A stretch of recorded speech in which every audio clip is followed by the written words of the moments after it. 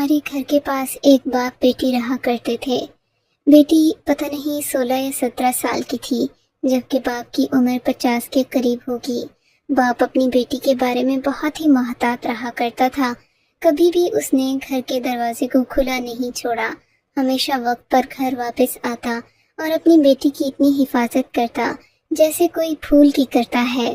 میں بھی اکثر ان باپ بیٹی کو دیکھتی، میرا دل چاہتا کہ میں جا کر اس کی بیٹی سے بات چیت کروں۔ ایک دن میں نے اپنی امی سے کہا، امی مجھے لگتا ہے کہ جا کر ساتھ والی سمیہ سے ملنا پڑے گا، بیچاری اکیلی ہے، کیا یہ اسکول نہیں جاتی؟ امی کہنے لگیں کہ بیٹا یہ لوگ بہت ہی عجیب سے ہیں، تم خبردار جو ان کے گھر گئیں۔ یہ باپ بیٹی 5 سال سے یہاں رہ رہے ہیں، لیکن میں نے کبھی بھی اس کی بیٹی کو گھر سے باہر نکلتے نہیں دیکھا۔ عجیب ہی بات ہے ویسے، لوگ اپنی بیٹیوں کو پڑھانے کے لیے اسکول کالج بھیجتے ہیں، لیکن یہ انسان اپنی بیٹی کو گھر سے باہر تک نکلنے نہیں دیتا۔ دیکھو اس کے پیچھے کوئی نہ کوئی وجہ تو ہوگی نا، مجھے تو دال میں کچھ کالا لگتا ہے۔ اماں کی بات سن کر میں سوچ میں پڑ گئی تھی۔ بات تو حقیقت ہے، میں نے آس پاس محلے والوں سے بھی پوچھا تو انہوں نے بھی ایک عجیب سا شک ظاہر کیا۔ ایک آنٹی تو کہنے لگی، مجھے لگتا ہے کہ یہ باپ بیٹی نہیں بلکہ کوئی اور بات ہے، ورنہ اس طرح اپنی بیٹی کو ساری دنیا سے کوئی چھپا کر تو نہیں رکھتا۔ میں نے ان کے گھر بہت بار جانے کی کوشش کی، لیکن یہ آدمی اپنی بیٹی سے کسی کو ملنے بھی نہیں دیتا۔ میں آنٹی کی بات سن کر پریشان ہو گئی تھی۔ اگر یہ آدمی اپنی بیٹی سے کسی کو ملنے نہیں دیتا تو کیا پتا اس کے پیچھے کوئی گہری کہانی، کوئی گہری وجہ ہوگی۔ میری بات سن کر وہ آنٹی ہوا میں ہاتھ لہراتے ہوئے بولی، ارے بیٹا کوئی وجہ نہیں ہوگی، بس آج کل کا زمانہ ہی خراب ہے، تم بھی ان لوگوں سے دور رہو، یہ نہ ہو کہ ان کے گھر جاؤ تو کوئی نیا مسئلہ بن جائے۔ میں یہ سن کر چپ تو ہو گئی تھی، لیکن میرے ذہن میں تجسس پہلے سے زیادہ بڑھ چکا تھا۔ میں کسی صورت بھی اس معاملے کو یوں ہی جانے نہیں دینا چاہتی تھی۔ ان دنوں میرے امتحان تھے، میں پھر بھی تھوڑا بھول بھال گئی تھی، لیکن ایک دن جب میں اس گھر کے دروازے کے آگے سے گزرنے لگی، مجھے اندر سے رونے کی آوازیں آنے لگیں۔ رونے کی آواز سن کر میں دروازے کے پاس ہی کھڑی ہو گئی۔ میں نے کان لگا کر سننے کی کوشش کی تو ایک لڑکی زاروں قطار رو رہی تھی۔ اس کے رونے سے لگ رہا تھا کہ کوئی بہت بڑی بات ہو گئی ہے۔ میں نے گھر کے دروازے پر دستک دی، دروازہ کسی نے نہیں کھولا۔ پھر میں نے گھر کے دروازے کے باہر لگی بیل پر ہاتھ رکھ دیا اور تب تک نہیں ہٹایا جب تک دروازہ کھل نہیں گیا۔ دروازہ کھلا تو سامنے وہی انکل کھڑے تھے، ان کے چہرے پر غصہ تھا، آنکھیں لال سرخ ہو رہی تھی۔ کیا بات ہے لڑکی، اس طرح کسی کے گھر کے دروازے کی بیل نہیں بجاتے؟ تمہیں ماں باپ نے کچھ نہیں سکھایا؟ ان کی یہ بات سن کر بھی میں پیچھے نہیں ہٹی۔ میں نے کہا، انکل معاف کیجیے گا، لیکن آپ کے گھر سے کسی کے رونے کی آواز آ رہی تھی، اس لیے میں پریشان ہو گئی، مجھے لگا شاید مجھے مدد کرنی چاہیے۔ ارے کس کی مدد بیٹا، مجھے تمہاری مدد کی ضرورت نہیں، اپنی عمر دیکھو اور مجھے دیکھو، تم جا کر پہلے اپنے آپ کو سنبھالو، تم ابھی چھوٹی ہو، ان معاملات سے دور رہو تو بہتر ہوگا۔ انکل نے کھری کھری سنا کر دروازہ میرے منہ پر بند کر دیا۔ میں حیران پریشان سوچنے لگی کہ کتنا ہی بدتمیز اور بد اخلاق شخص ہے۔ میں تو اس کی مدد کرنے آئی تھی، لیکن اس نے الٹا مجھے ہی باتیں سنا دی۔ میں نے گھر جا کر یہ بات اپنی امی کو بتائی تو امی مجھے مارنے کو دوڑی، بولی کہ تمہیں ان باپ بیٹی کے معاملے میں پڑنے کی ضرورت کیا ہے؟ آخر کو تمہیں ایک بار سمجھایا ہے، 2 بار سمجھایا ہے، تمہیں آج اپنے باپ سے باتیں سننا پڑیں گی۔ میں آج تمہارے ابا کو یہ بات بتاؤں گی کہ تم بلا وجہ کی ہمدردیاں جتانے کے لیے پڑوس میں پہنچ گئی تھی۔ اپنی عمر دیکھو اور حرکتیں دیکھو، ٹھیک کہتے ہیں وہ بابا جی، تم ان کی کیا مدد کر سکتی ہو؟ اگر مسئلہ ہوتا بھی ہے تو تم کر ہی کیا سکتی ہو؟ میں یہ باتیں سن کر خاموش تو ہو گئی تھی، لیکن میں نے سوچ لیا کہ میں اس لڑکی سے دوستی کر کے رہوں گی جو اس گھر میں اپنے باپ کے ساتھ اکیلی رہتی ہے۔ کیا پتہ میں اس کی زندگی میں کوئی بہتری لا سکوں۔ ایک دن میں اپنی سہیلی مصباح کے گھر گئی، جس کا گھر اسی محلے کے اندر تھا۔ میں نے مصباح سے کہا کہ ہم چھت پر بھی چلیں گے۔ آج کل پتنگوں کا موسم تھا، لڑکے خوب پتنگیں اڑاتے تھے، ہم بھی یہی سب کچھ بیٹھ کر دیکھا کرتے تھے۔ میں اور مصباح جیسے ہی چھت پر گئے، یہ دیکھ کر میری حیرت کی انتہا نہ رہی کہ اس بوڑھے کا گھر بھی مصباح لوگوں کے گھر کے ساتھ جڑا ہوا تھا۔ اس کے گھر کی صحن ہماری چھت سے نظر آ رہا تھا، یعنی میں وہاں سے بوڑھے کے گھر کا صحن نظر آ رہا تھا۔ میں یہ دیکھ کر خوش ہو گئی۔ مصباح بولی کہ اس میں خوش ہونے والی کیا بات ہے؟ میں نے کہا اب میں اس لڑکی سے دوستی کر سکوں گی جو اس گھر کے اندر رہتی ہے۔ اچھا تو یہ بات ہے، کیا تمہیں مجھ سے دوستی نہیں کرنی؟ وہ ناراض ہونے لگی تو میں نے اسے بھی سارا معاملہ بتا دیا۔ کہا کہ اس گھر میں اکیلے باپ بیٹی رہتے ہیں، باپ بیٹی سے کسی کو بات نہیں کرنے دیتا، نہ ہی کسی کو اپنے گھر جانے دیتا ہے۔ اس کی بیٹی کے رونے کی آوازیں بھی آتی ہیں۔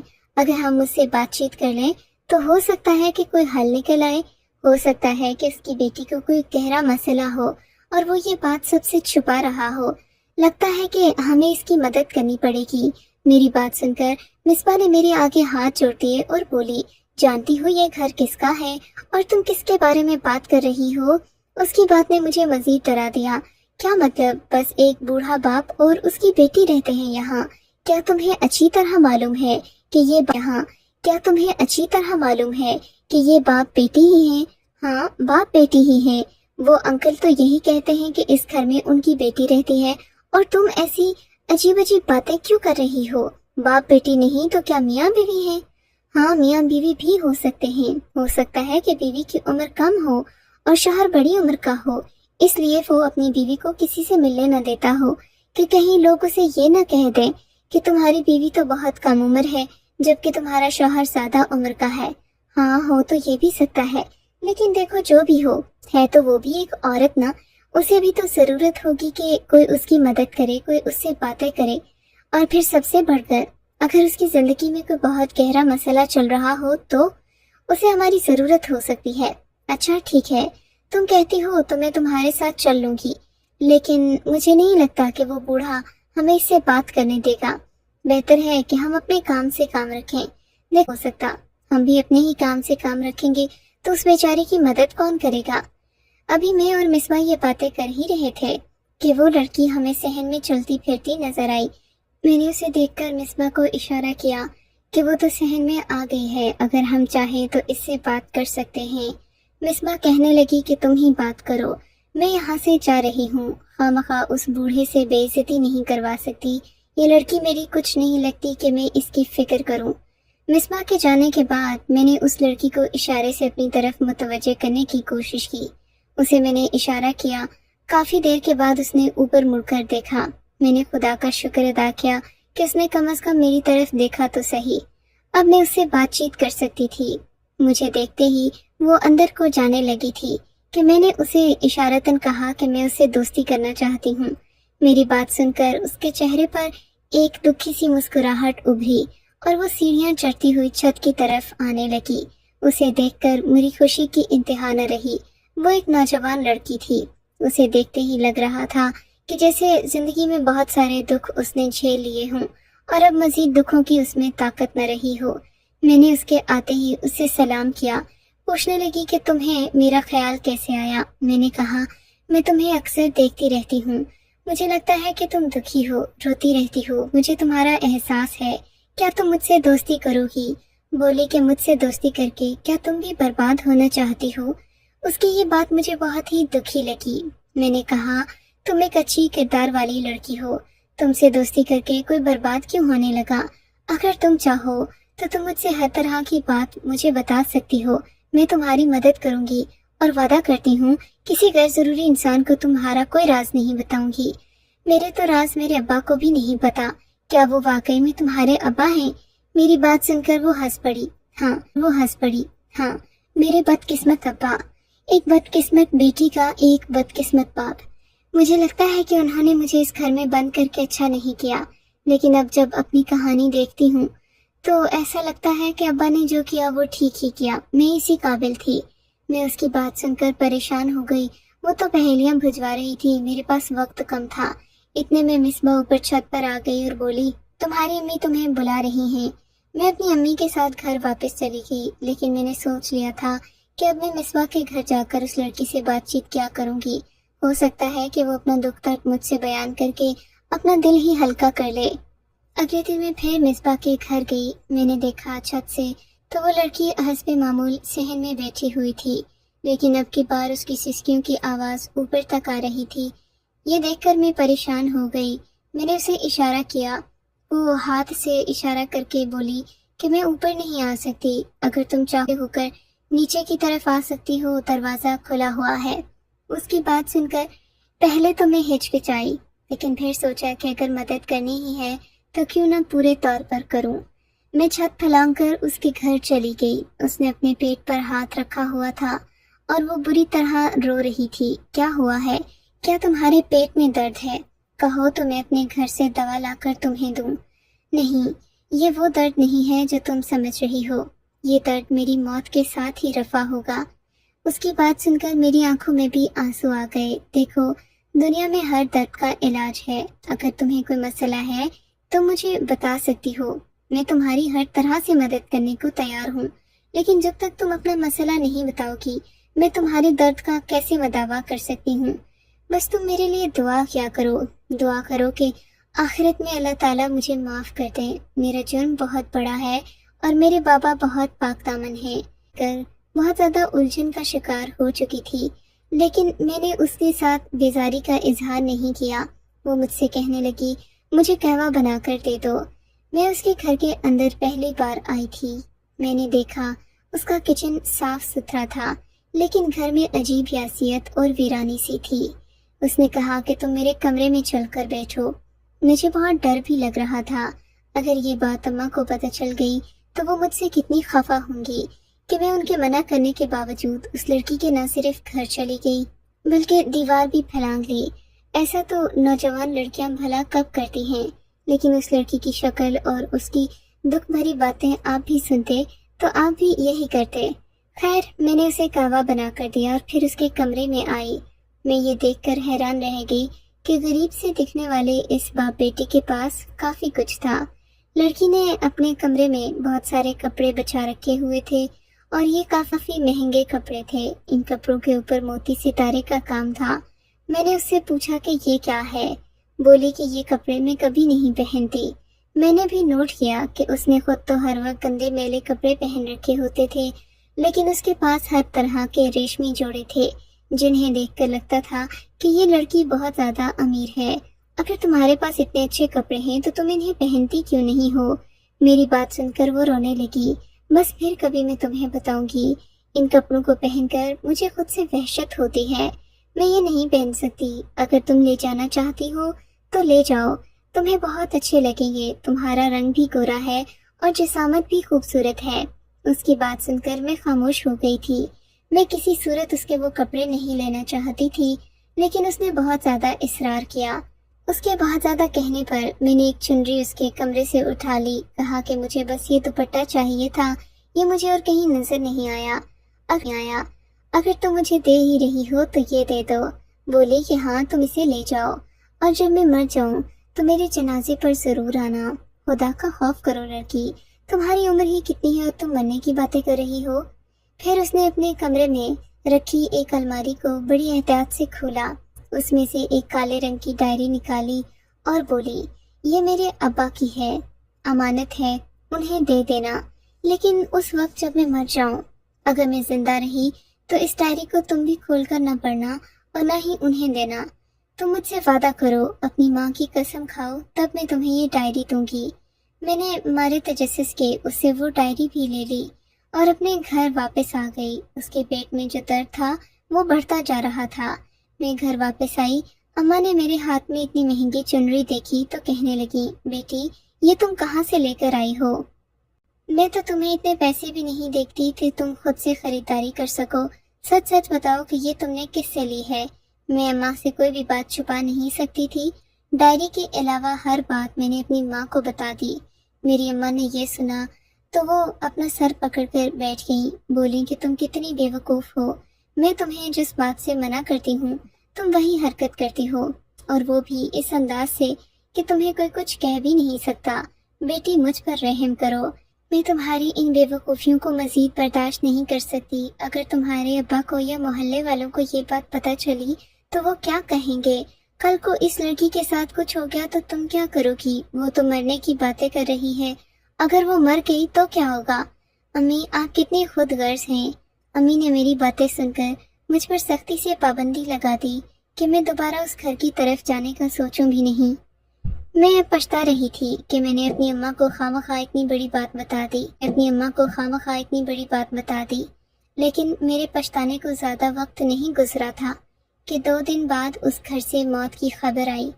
پتہ چلا کہ وہ لڑکی جو اپنے باپ کے ساتھ اکیلی رہتی تھی اپنے اللہ کو پیاری ہو گئی ہے۔ یہ بات سن کر ہم سب حیران تھے، محلے والے بھی حیران تھے کہ ایک نوجوان لڑکی کیسے اچانک بنا کسی وجہ کے موت کے منہ میں جا سکتی ہے۔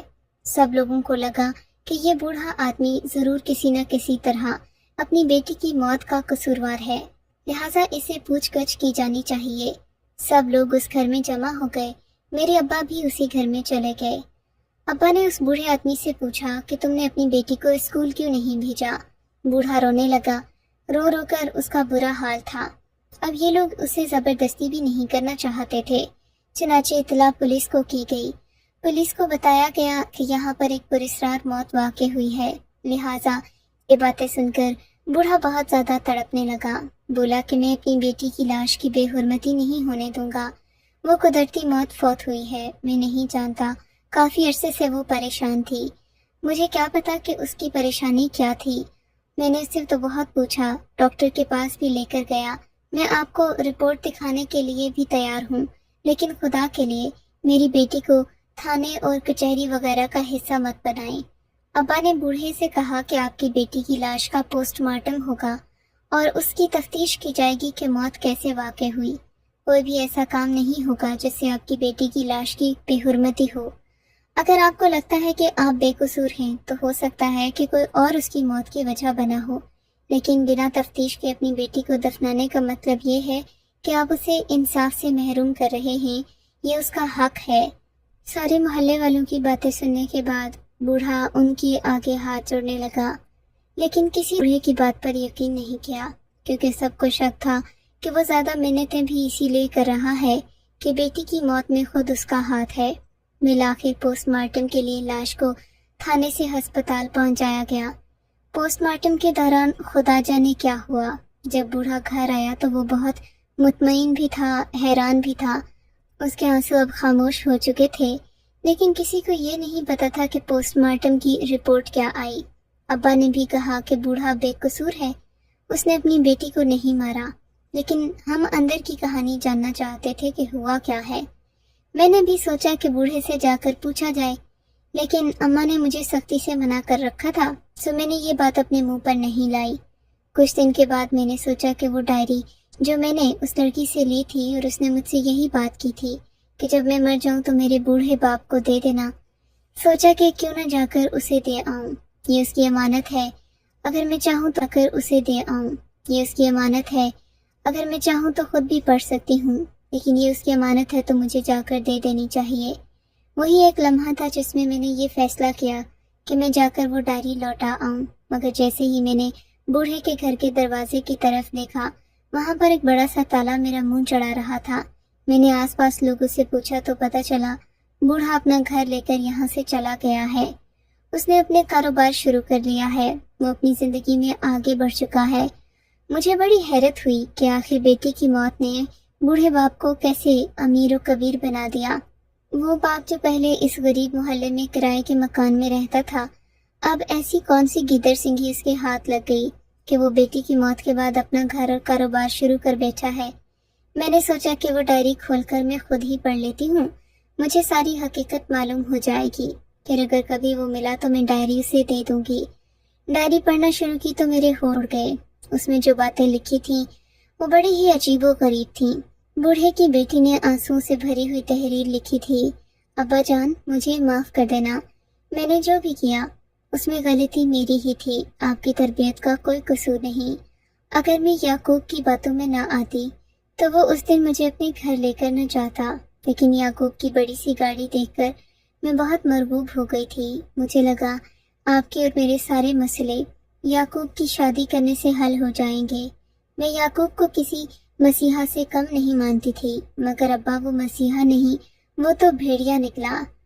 میں ایک غریب باپ کی بیٹی تھی، میں جب اس کے بڑے سے گھر میں داخل ہوئی تو اس نے مجھ سے یہی وعدہ کیا تھا کہ وہ مجھے اس گھر کی بہو بنائے گا، اس گھر کی شہزادی بنا کر رکھے گا، لیکن تب جا کر مجھے پتہ چلا کہ وہ تو میری عزت لوٹنے کے لیے مجھے یہاں لایا ہے۔ میرے پاس اور کچھ نہیں تھا۔ میں نے سامنے پڑی ہیری چین نگل لی۔ میں نے یہی سن رکھا تھا کہ ہیرا نگلنے سے انسان کی موت واقع ہو جاتی ہے۔ وہ بہت بڑا ہیرا تھا، پتہ نہیں کیسے میرے حلق سے نیچے اتر گیا۔ میری موت تو نہ واقع ہوئی، لیکن اس کی ماں آ گئی اور میں بچ گئی۔ پر اس نے جو مجھے تھوڑی دیر اس کمرے میں رکھا، وہ لمحات میری روح پر ہمیشہ کے لیے بوجھ رہیں گے۔ میں خود کو کبھی معاف نہیں کر سکوں گی۔ ابا، یہ بات میں کبھی کسی ڈاکٹر کو نہیں بتاؤں گی۔ میں چاہتی ہوں میں اسی درد کی وجہ سے مر جاؤں اور میرے پیٹ سے نکلنے والا خزانہ آپ کی غربت کو مٹا دے۔ میں آپ کی غربت کی وجہ سے خود کو کوستی ہوں، کیونکہ آپ اپنے 4 بیٹوں کو چھوڑ کر اپنی بیٹی کی عزت اس نواب سے بچانے کی خاطر یہاں آ کر بیٹھے تھے، اور میں نے آپ ہی کی عزت تار تار کر ڈالی۔ ابا، مجھے معاف کر دینا۔ اس لڑکی کی غم اور دکھ کا اندازہ مجھے ہو چکا تھا۔ ساری تحریر پڑھ کر یہی خلاصہ ہے جو میں نے آپ کے سامنے رکھا۔ میں کہ اپنے باپ کی عزت کا خیال رکھیں، کیونکہ باپ بیٹی کی عزت پر آنچ نہ آنے کے لیے پوری دنیا سے لڑتا ہے، اور وہی بیٹی اگر اپنے باپ کی عزت چند لمحوں اور چند میٹھی باتوں کے آگے گوا دے تو اس سے بدقسمت کون ہوگا؟